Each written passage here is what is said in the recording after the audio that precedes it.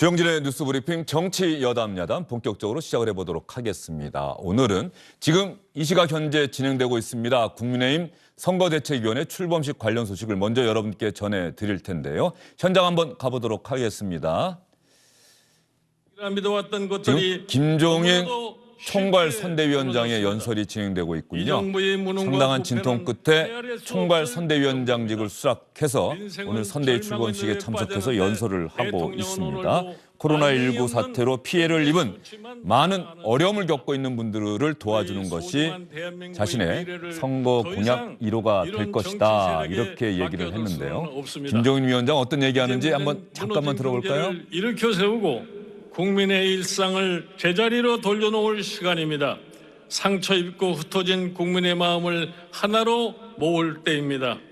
패거리 정치, 이념에 물린 구시대 정치를 퇴출시킬 기회입니다. 실용적인 정부, 실력 있는 정부가 국민의 소망입니다. 통합민주정부가 국민이 추구하는 방향입니다. 정의로운 대통령이 앞장서고 정당과 정파를 초월해 능력 있는 관료와 전문가가 함께하여 슬픔과 고통에 신음하는 국민의 생계부터 챙겨야 할 때입니다. 세대와 계층 간 격차를 줄여야 하는 중요한 숙제 또한 안고 있었습니다. 무엇보다 청년에게 희망을 주는 나라가 되어야겠습니다. 청년들이 자신의 뜻을 펼 수 있는 일자리를 찾고 젊은 부부가 워낙 진통이 컸지 않았습니까? 그래서 김종인 전 비대위원장이 어떤 얘기하는지 여러분께 잠깐 들려드렸고요. 잠시 후에 윤석열 국민의힘 대선 후보가 연설을 시작하게 되면 현장을 다시 연결해서 윤석열 후보가 어떠한 이야기를 국민에게 하는지 들려드리도록 하겠습니다. 국민의힘 선거대책위원회 출범까지 한 달 동안 상당히 많은 진통이 있었습니다. 윤석열 후보가 국민의힘 후보가 된 지 벌써 한 달하고도 하루가 지났는데요. 그 시간 동안 계속해서 진통이 있었죠. 지난주 말에 극적으로 김종인 전 비대위원장이 합류하는 것으로 결정이 났었는데 그동안의 과정을 주영진의 뉴스브리핑 팀에서 영상으로 준비해 봤습니다.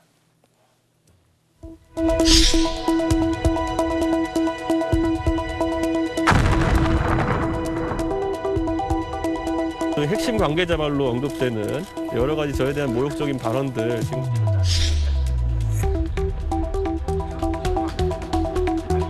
잘 쉬었어요? 잘 쉬기는 제가 고생했지.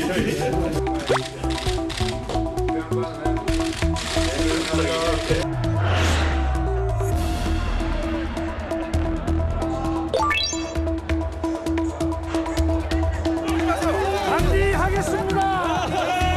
단지하겠습니다.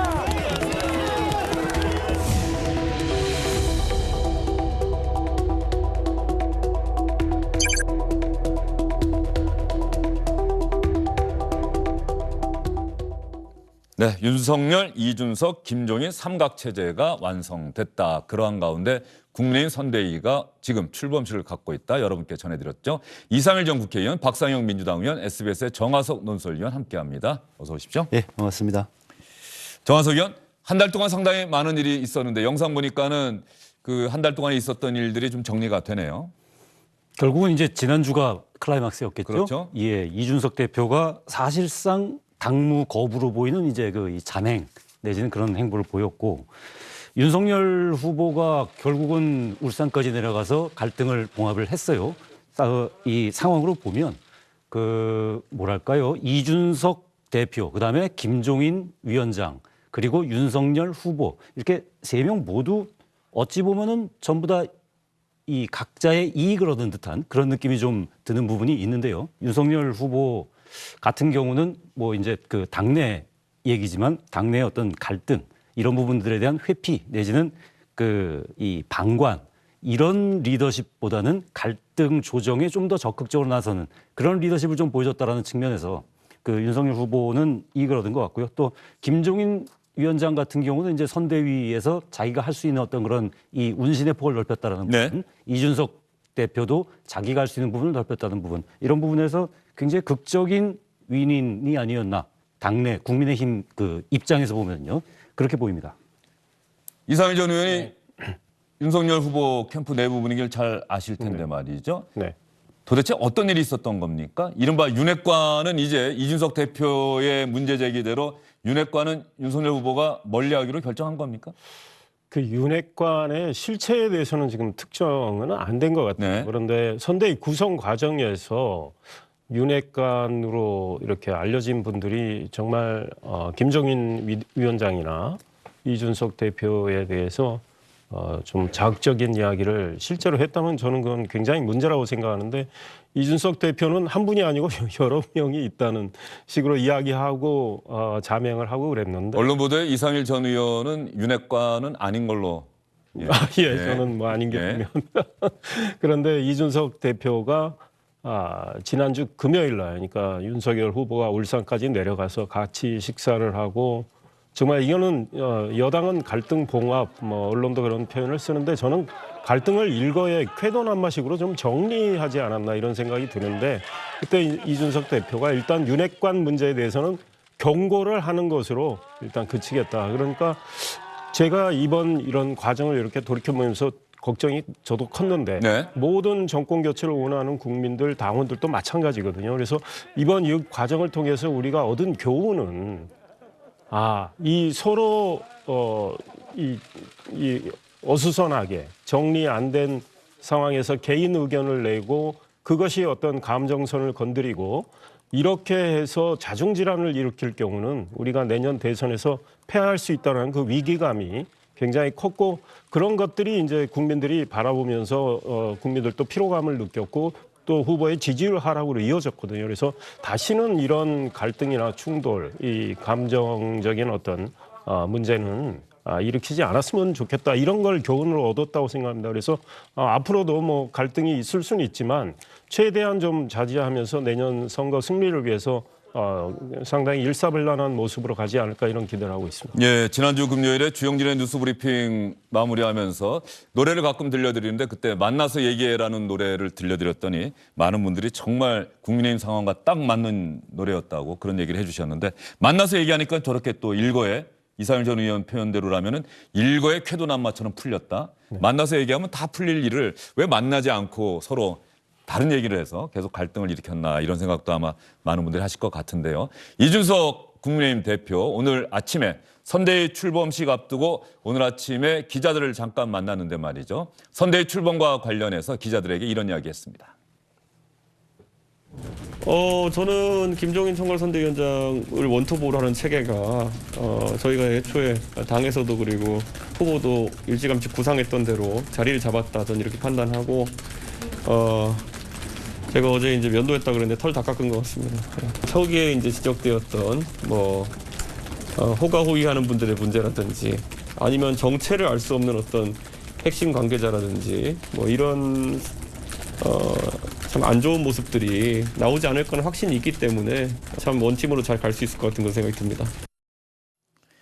이준석 대표가 이른바 울산 합의, 울산 선언이 나온 이후에 SNS에 그런 글도 올렸죠. 이제는 원팀이 됐으니까 민주당을 찢으러 간다. 이준석 대표가 젊은 대표이다 보니 젊은 층의 표현을 많이 쓰는데 말이죠. 마지막 줄 보면 거기에 검증된 코끼리 운전수인 김종인 위원장까지 합류했습니다. 메모드에서 업그레이드된 면도 잘 된 코끼리 선대위 이제 민주당 찢으러 갑니다. 박상혁 의원님, 이준석 대표 뭐 갈등을 딛고 이제 원팀 선대위가 구성됐다라고 이야기를 하고 이제 민주당을 찢으러 간다. 이렇게 또 뭐 이준석 대표 나름으로는 자신감 있는 표현을 썼는데 말이죠. 본인은 아마 이게 굉장히 신선하다고 생각할지 모르겠는데 저는 굉장히 식상합니다. 왜냐하면 이준석 대표가 당대표가 된 것은 어떤 젊은 새로운 세대에 대한 기대였는데 지금 이준석 대표가 이번에 보여준 행보는 제 기억으로는 아마 우리 주영진 앵커도 기억하지만 80년대, 90년대 초반에 막 이런 모습들이 굉장히 많았습니다. 뭔가 뭐 삐진 듯이 얘기하고 하면은 뭐 어디 지방으로 거처를 옮기고 이거에 대해서 따라다니고 하면서 뭔가 했던 뭐 그래서 극적인 상봉 이런 아주 굉장히 올드 타입의 뭐 모습이라고 저는 생각이 들고요. 만약에 저는 뭐 그래서 모든 분들이 아마 예상을 했을 거라고 생각합니다. 이게 무슨 갈등이 끝간데 없이 갈 거라고 생각한 사람들은 아무도 없을 것이라고 생각하고요. 그러니까 부부싸움을 해도 제가 이혼 소송을 해보면 이렇습니다. 진짜 이혼할 사람들은 몰래 가압류해가지고 소장 날린 다음에 하지 나 잡아봐라 하면서 자기가 옮겨 다니면서 나 여기 있어요 이러면서 부부싸움하고 이혼하는 사람 하나도 없거든요. 그래서 이건 뭐 예견된 일이었고 뭐 이준석 대표는 이제 뭐 민주당을 찢으러 오겠다고 하지만 저희들도 만반의 준비가 되어 있습니다. 예. 뭐 이제 한번 제대로 한번 해보면 되는 거 아니겠습니까? 그렇죠. 이제 제1야당도 선대위가 오늘 출범했으니까 이제부터야말로 뭐 진검승부가 펼쳐지지 않을까 싶은데 말이죠. 정화석 의원. 어쨌든 간에 제일 궁금한 거는 김종인 전 비대위원장, 이준석 대표와 윤석열 후보는 직접 만났어요. 만나서 이런저런 갈등과 의견 차이를 좁혔다. 그건 이해가 되는데 김종인 전 비대위원장은 저희가 뭐 이미 지난번에 끝났다 안 끝났다 이런 얘기 할 때도 사실 김종인 전 비대위원장 얘기는 그대로 믿을 수 없다. 워낙 저러다가도 또 해왔으니까. 그런데 김종인 전 비대위원장이 막판에 합류하기로 결심한 뭐 결정적인 이유, 계기가 있을 건데요. 김종인 위원장은 오늘 아침에 예. 한 라디오에 나와서 이제 그렇게 설명을 하더라고요. 정권 교체에 대한 책임, 뭐 이 부분을 뭐 어떻게 내가 피할 수 없었다. 그 다음에 김재원 최고위원이 매일같이 포도주를 사들고 와가지고 나를 설득했다.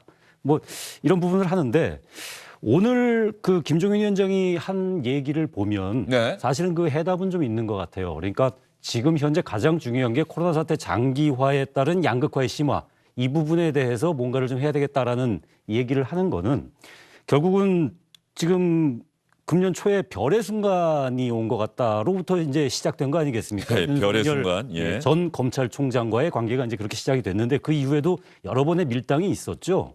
뭐 대통령감이 이제 확신이 안 선다라든지 뭐 그러다가 또 이번 대선은 또 경선 뭐 저 가까이 가서는 이번 대선은 이재명과 윤석열의 이제 싸움이 될 것이다. 뭐라고 얘기를 했다가 다시 또 이제 선대위원장 하면서 이거는 좀 아닌 것 같다라고 했다가 이제 어제 지난주 말에 이제 극적으로 봉합이 된 거 아닙니까? 제가 보기에는 김종인 위원장이 결국은 이 선거를 통해서 어떤 자기가 하고자 하는 부분이 있고 그다음에 그 하고자 하는 부분이 결국은 중도 확장을 통한 정권 교체 이 부분을 관철시키기 위해서는 어떤 부분이 이 없어져야 하고 지금 현재의 윤석열 캠프에서 어떤 부분이 강화돼야 된다. 이런 부분에 대한 어떤 그 생각이 있었던 것 같고요. 이런 부분은 또 오늘 라디오 인터뷰에서 보면은 그 이 후보가 이제 다 정리할 거다라는 부분과 새로운 사람 어떤 사람이 들어올 거다라는 부분과 뭐 여러 가지 뭐 이 얘기를 하고 있거든요. 네. 예. 그래서 그런 부분들이 결국은 이 김종인 위원장의 어떤 중도 확장성 그리고 그 부분을 전략으로 하는 어떤 하나의 선거 디자인 이런 부분에 윤석열 후보가 결국은 동의한 거 아닌가. 그다음에 이 경선 조직에서 본선 조직으로 옮겨가는 부분에 있어서의 진통 이런 부분을 결국은 윤석열 후보가 수용을 하면서 어느 정도 봉합을 한 게 아닌가 이렇게 생각이 듭니다. 예, 그러면 김종인 총괄 선대위원장이 CBS 김현정 뉴스쇼에 나가서 한 이야기 가운데 보면 김재원 최고위원이 참 와서 내 아내를 설득했고 아내와 뜻이 합쳐진 다음에 나를 강하게 압박했다. 이런 이야기 하지 않았습니까? 그러면 김재원 최고위원 매주 화요일에 주영진의 뉴스브리핑에 고정 패널로 출연하고 있는데 말이죠. 주영진의 뉴스브리핑팀에서 전화 통화를 해봤습니다. 김재원 최고위원이 설득하셨다면서요? 라고 질문을 던졌더니 김재원 최고위원은 이렇게 이야기했습니다. 윤석열 후보와 만찬을 한 다음에 서로 간의 의견이 맞지 않아서 선대위에 불참하겠다는 의사가 강했는데요. 그러나 그 이후에 뭐 가족들 설득도 있고 또 김종인 위원장의 정권교체 의지도 강했기 때문에 결국에는 참여하게 되었습니다. 중간에 언론과 인터뷰를 통해서 선대위에 참여하지 않겠다는 의사를 밝히겠다는 적이 있었는데 그것은 결국 그 가족의 만류로 중단하셨습니다. 저는 김종인 위원장께서 결국은 참여할 것이라는 강한 믿음이 있었기 때문에 힘들다는 생각은 하지 않았고요. 값비싼 3만 원짜리 와인 들고 가서 값비싼 와인을 얻어먹는 호사도 누렸죠. 그런데 좀 불쌍하게 보이려고 내복을 입고 밖에서 좀 덜덜 떨면서 오래 기다리기도 했습니다. 예, 재밌네요. 네. 김종인 전 비대위원장에게 좀 불쌍하게 보이려고 밖에서 덜덜 떨기도 했고 그래서 들어가서 좋은 와인을 얻어 마시면서 이야기를 했다. 김재원 최고위원 뭐 함께 정진석 의원, 권성동 사무총장도 계속해서 설득했다 이런 이야기가 있던데 말이죠. 네, 그렇습니다. 김재원 최고위원을 비롯해서 정진석 국회 부의장, 권성동 사무총장 이분들이 굉장히 노력을 했고요. 또 총괄 상황본부장으로 내정된 이미 발표됐죠. 발표된 임태희 전 대통령 실장도 상당히 큰 노력을 한 거로 알고 있습니다. 그리고 김정인 위원장의 사모님께서도 위원장 설득을 많이 하셨고 네. 그런 과정에서 이제 윤석열 후보가 본인 가까운 이런 분들을 통해서 김정인 위원장께 계속 좀 청을 드리도록 한 거죠. 그리고 당사의 김정인 위원장 방을 전망이 가장 좋은 곳에 만들어 놓고 계속 모시려는 노력을 했고 네. 또 이준석 대표와의 이 문제를 해결하기 위한 과정에서 또 홍준표 의원이 그 전날 식사를 같이 하면서 내일 당장 좀 내려가서 이준석 대표를 만나라. 충고도 했지 않습니까? 그래서 홍준표 의원도 이준석 대표의 갈등에 있어서 그 해법을 후보한테 이야기하는데 굉장히 큰 역할을 하셨다고 생각하고 그래서 지난 금요일 이 모든 문제가 일거에 정리되는 상황 이후에 네. 홍준표 후보의 말씀은 윤석열 후보에 대한 말씀은 상당히 달라졌습니다. 과거에는 좀 까칠했다면 지금은 상당히 지원하고 응원하고 좀 애정이 있는 이런 말씀들이 계속 이어지고 있기 때문에 윤석열 후보의 지지율은 앞으로 지켜봐야 되겠지만 조금 더 올라가지 않을까 그런 기대를 하고 있습니다. 이번 상황을 보면서요. 갈등이 봉합이 됐는데 이게 양면적인 해석이 가능할 것 같은 게 있어요. 지금 화면에는 국민의힘 선대위 출범식에서 윤석열 후보가 선대위원장들에게 국민의힘의 상징 색깔인 붉은색 목도리를 둘러주는 장면이 나가고 있고요. 저희 이야기를 계속 하겠습니다. 일단 이번 갈등이 봉합된 과정에서 보면 두 가지로 볼 수가 있어요. 윤석열 후보가 버티다가 굴복했다는 관측이 있을 수가 있고 또 하나는 윤석열 후보가 어쨌든 이 갈등을 아까 이상일 전 의원 말씀하신 것처럼 한 번에 해결하는 정치력을 보였다. 이것과 연계돼서 이준석 대표와 김종인 전 비대위원장은 당초 생각했던 것보다 더 많은 것을 얻었다. 뭐 이런 해석이 있는데 박상혁 의원의 해석은 어떠세요? 저는 일단 뭐 이 갈등을 봉합이라기보다는 잠복기라고 생각합니다.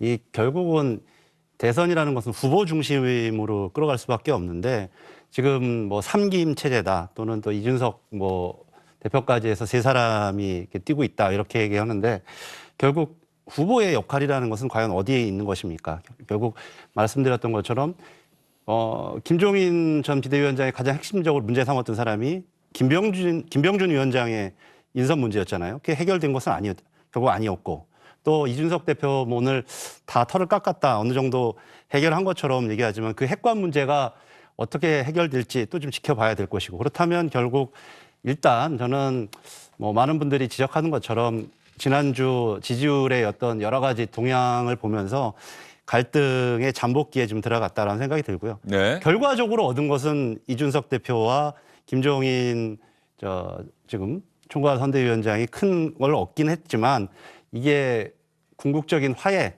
뭐 완전한 하모니 이렇게 보기에는 좀 어렵지 않을까. 뭐 제가 꼭 민주당이어서만이 아닙니다만은 좀 전문가들의 대체적인 시각이 좀 그런 것 같습니다. 박 의원님 말씀 들으면서 드는 생각이 말이죠. 그러면 민주당도 과연 갈등이 봉합됐느냐 잠복한 것이냐.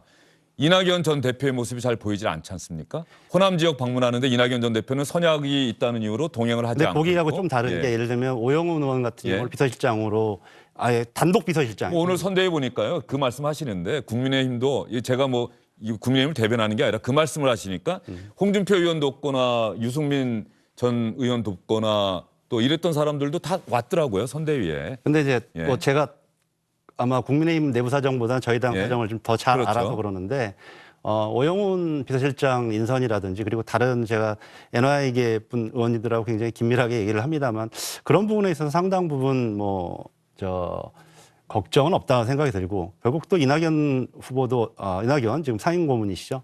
언제 등판하시려고 생각합니다. 그것도 하나의 또 타이밍도 있지 않겠습니까? 한꺼번에 다 등판하면 뭐 투수들이 배견하지 못합니다. 다 적절한 시기가 있는 거죠. 알겠습니다. 홍준표 의원이 말이죠. 뭐 청년과의 질문과 대답을 하는데 그런 얘기를 했더라고요. 윤석열 후보가 나를 만약에 이용했다고 한다면 그것도 참 훌륭한 책략이었다. 왜? 김종인 전 비대위원장과 홍준표 의원이 워낙 악연이 있다 보니까 수사했던 검사고 피의자로 들어왔었고 그래서 윤석열 후보가 그 전날인가 홍준표 의원과 3시간 40분 동안 저녁 식사를 하지 않았습니까? 그러면 김종인 전 비대위원장이 뭐 만약에 안 오신다면 저에게는 홍준표 의원도 있습니다라는 것을 보여주는 효과도 윤석열 후보가 혹시 노린 겁니까? 윤석열 후보가 뭐 그렇게까지 의도를 하지 않았을 거라고 저는 생각을 하고 일단 홍준표 후보와의 관계를 좀 개선을 하기 위해서 그동안 전화도 드리고 노력도 많이 했는데 소위 검찰 출신의 법조인이 이 자리를 마련해서 3시간 40분 동안 지난주 목요일 날 식사를 하면서 네. 처음 보도는 홍준표 후보는 주로 듣는 입장이었다 그랬는데 홍준표 후보가 그 이후에 인터뷰를 한 걸 보면 많은 또 충고 말씀을 주셨더라고요. 그 중에 하나가 이제 이준석 대표 당장 가서 만나라 이제 이런 거였고 가서 만나겠습니다. 윤석열 후보 대답을 했고 아마 대선 치르는 거를 홍준표 후보는 이미 경험이 있기 때문에 네. 윤석열 후보는 그걸 묻고 홍준표 후보가 이야기를 좀 했을 것 같고요. 그 다음 날 이준석 대표 만나서 울산 해동에서 이제 그 소위 말해서 그동안의 갈등을 정리를 했고 그 순간에 김종인 위원장이 또 전화를 하셨는데 그 다음 날 홍준표 후보가 내가 이렇게 갈등이 정리되는 데 있어서 내가 역할을 했다면 나도 만족하고 또 윤석열 후보 나름 정치력을 보여준 거라고 했던 거죠. 이제는 홍준표 후보는 저는 선대위에 2007년 이명박 박근혜 두 분 경선 때 박근혜 후보가 탈락한 다음에 선대위에 이름을 올리지는 않았습니다. 그러나 한 달쯤 뒤에 전국을 이렇게 박근혜 후보가 돌면서 이명박 후보 당선을 위해서 굉장히 선거운동을 열심히 했거든요. 제가 홍준표 의원이 박근혜 전 대통령이 돕지 않았다고 하길래 팩트체크 한번 해봤더니 공식 선거운동이 시작되고 나서는 좋았어요. 지지자들은 가지 말라고 막 집 앞에서 농성하고 그랬는데도 갔었는데 공식 선거운동 기간이 시작되고 나서. 네. 그러니까 저도 홍준표 후보도 어떤 적절한 순간에 정권 교체를 위해서 충분히 아마 윤석열 후보를 돕는 선거운동을 하시지 않을까 이런 기대를 해봅니다. 그런데 지금 홍준표 후보의 이 말씀들을 쭉 나오는 걸 보면 청년들하고 이 문답하는 과정에서 윤석열 후보에 대한 애정이 상당히 묻어나오고 있고 오늘 나온 이야기는 윤석열 후보 간단한 사람은 아니다. 뭐 이런 이야기까지 했더군요. 그래서 그런데요. 지금 말씀하시는 걸 들어보면 참 궁금한 게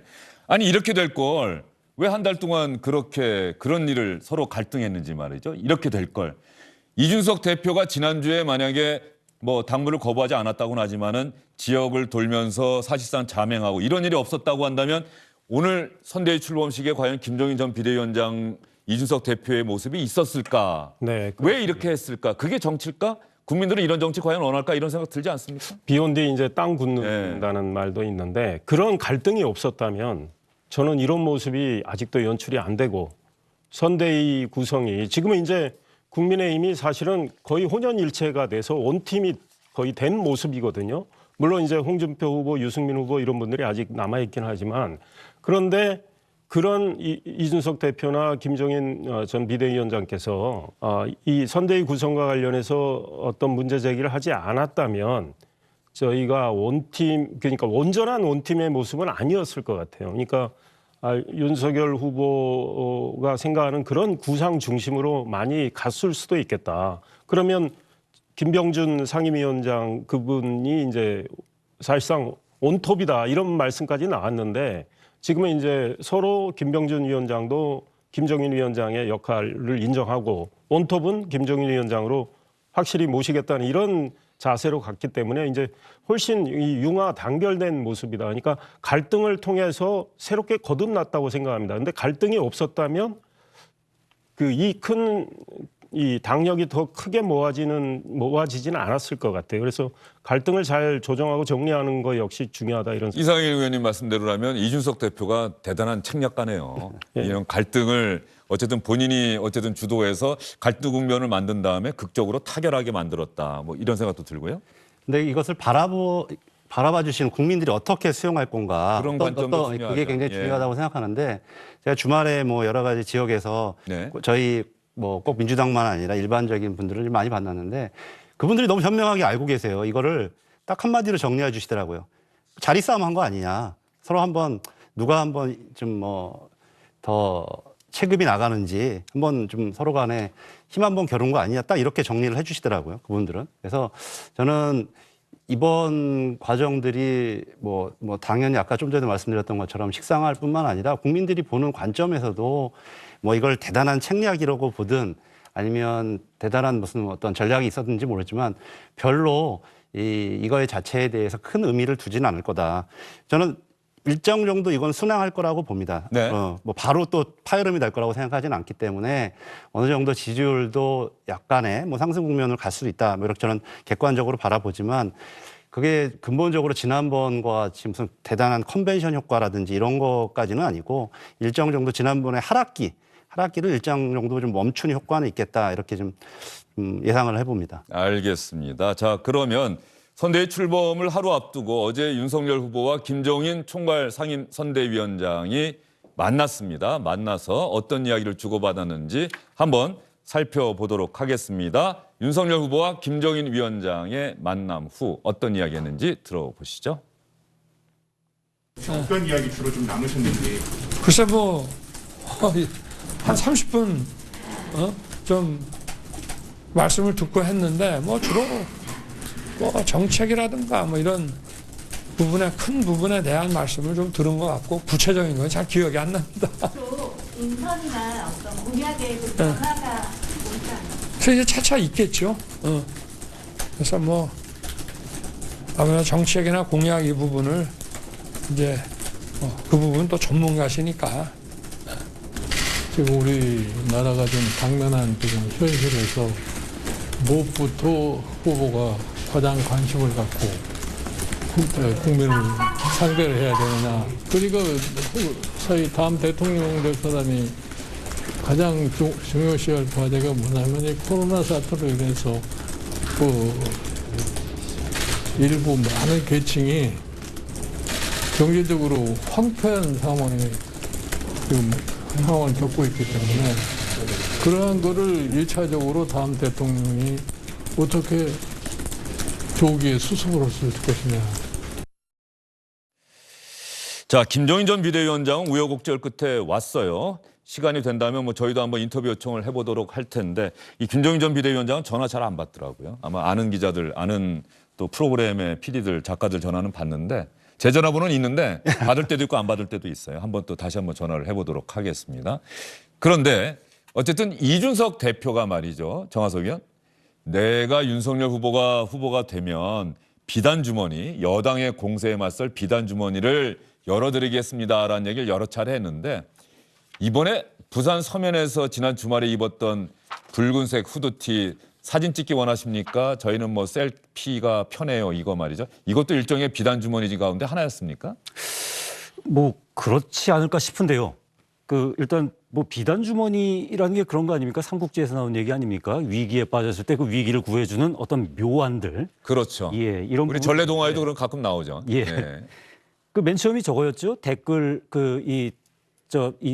감지해주는 프로그램 뭐 크라켄인가요? 예, 뭐 그런 거 있었고 예. AI도 한번 만들었고. 그건 아직 공개는 안 됐다고 하네요. 예. 그다음에 지금 또 언론 보도 보면 무슨 손편지를 써가지고 하는 것도 또 하나의 뭐 비단 주머니다. 뭐 아마도 이런 광주 보도도 나오고요. 호남 분들에 예, 대한 예. 사과의 편지가 될 것이다. 뭐. 예, 결국은 지금 이준석 대표가 갖고 있는 강점이 무엇이냐, 지분이 무엇이냐 이거를 보면은 결국은 지금 이 젊은층, 청년층에 대한 어떤 이 지지가 있는 거 아닙니까? 이런 부분에서 지금 요번 선거에서 특히 청년 세대가 어떤 이 대선의 이 향방을 결정짓는 세대로서 지금 부각이 되고 있고요. 이런 부분에서 결국은 저런 빨간색 후드티에 사진 찍고 싶으면 말씀 주세요. 이런 이제 좀 젊은 감각에 다가가는 좀 신세대 감각의 이런 부분들도 하나의 비단 주머니 중에 하나 아닐까라는 생각이 드네요. 예, 이준석 대표를 보면은 참 아이디어가 많긴 많다. 한번 우리 박상혁 의원님 어떻습니까? 솔직히 좀 부럽다 이런 것도 좀 있습니까? 아니면은 너무 보여주는 것 뭐 이런 데만 치중한다 이런 비판적인 생각을 갖고 계십니까? 뭐 저는 이준석 대표를 굉장히 높이 평가하거든요. 그리고 굉장히 아이디어가 많은 부분들, 그리고 청년 세대의 감성들을 정확히 잘 읽죠. 그래서 전 그런 부분들은 저희들도 빨리 더 연구하고 좀 차용해야 된다고 좀 개인적으로 생각하는데, 뭐 오늘 약간 좀 어제 대변인 논평도 있고 설왕설래가 있었던 게 사진 찍는 모습을 보니까 윤석열 후보는 별로 눈앞에 없고 다 이준석 후보하고만, 이준석 대표하고만 다 찍으려고 하더라고요. 그래서 저희 아마 누가 대변인인가 뭐 이렇게 해서 좀 누가 후보인지 모르겠다 이런 좀 논평도 내고 그랬던 것 같은데, 저는 그런 부분들이 하나의 잠재적인 불안 요소라고 생각합니다. 이준석 대표가 자기 정치를 너무 아이디어는 좋은데 과하게 하는 측면들이 이번 과정도 그렇고, 그래서 그게 청년을 대표하는 참신성이 아니라 왠지 어디선가 본 듯한 그런 구시대의 정치를 잘 공부해서 온 게 아닌가라는 그런 생각도 한편으로는 또 드는 것이 사실입니다. 예, 지금 박상혁 의원님 말씀하신 부분이 윤석열 후보 캠프에서 실제로 있었던 분위기 아닐까 싶어요.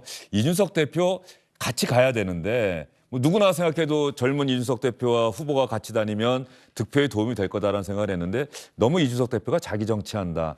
그래서 윤석열 후보 주변의 사람들이 이준석 대표를 경계하고 비판했는데 그게 바로 윤핵관이다. 이준석 대표는 이런 문제제 의식을 갖고 있었던 건 아닌지. 그러니까 그런 분들이 정말로 얼마나 많이 있었는지를 모르겠습니다. 그러니까 이 윤핵관으로 나온 이준석 대표에 대한 자극적인 언행을 했던 분들이 있다면 정말 매우 부적절했다고 생각을 하고, 우리 박 의원님이 저 이준석 대표 저 모습이 구시대적인 모습이라고 하신 거에 대해서는 동의하기 어려운 것이, 그게 아니라 이번 정치 과정들. 예, 아니 그런데 저는 생각이 좀 다른 것이, 사실은 후보와 대표가 저렇게 후드티를 입고 거기다가 사진 찍고 싶으시면 말씀 주세요. 이렇게 앞에 그랬고 뒤에는 또 다른 문장이지만, 이런 발상 굉장히 우리 선거운동에서 저도 정치부 기자 오래 했지만 못 보던 발상이고, 지금 이제 민주당이 저는 좀 경계를 하고 긴장을 해야 할 것이, 선거의 지금 마당에서 소위 플레이어가 후보가 중심이 되는 건 맞아요. 그런데 그 소위 말해서 주전 선수를 받쳐주는 같이 뛰는 선수들이 이제 국민의힘은 상당히 많아졌습니다. 그러니까 이준석 대표, 김종인 위원장, 김한길 전 민주당 대표, 김병준 위원장도 마찬가지고요. 그런데 지금 민주당에 보면 지금 이재명 후보 고군분투하시는 것 같은데, 상대적으로 송영길 대표 모습은 좀 덜 보이고, 송영길 대표는 최근에 조동현 전 선대위원장 모시는 과정에 또 본인의 책임도 있고, 그래서 이런 면에서 비교가 된다. 그리고 앞으로 캠페인에 여러 가지 이 소위 기법이라는 게 있지 않습니까?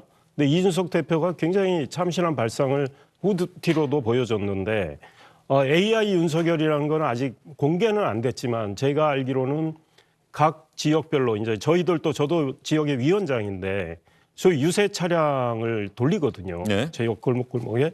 그때 윤석열의 모습을 한 소위 이 AI로 인해서 이렇게 만들어진 윤석열 후보가 이 윤석열 후보의 지역 공약을 이야기를 하고 이제 이런 것들이 아마 선보일 거예요. 그래서 그런 것들이 선보인다면 상당히 비교가 되겠다, 이런 생각이 듭니다. 알겠습니다. 일단 여기까지 듣고요. 그러면 이준석 대표와 윤석열 후보가 지난 주말에 회동했을 때 어떤 이야기들을 주고받았는지 부산 선거대책위원회 당시의 이야기입니다. 한번 들어보겠습니다.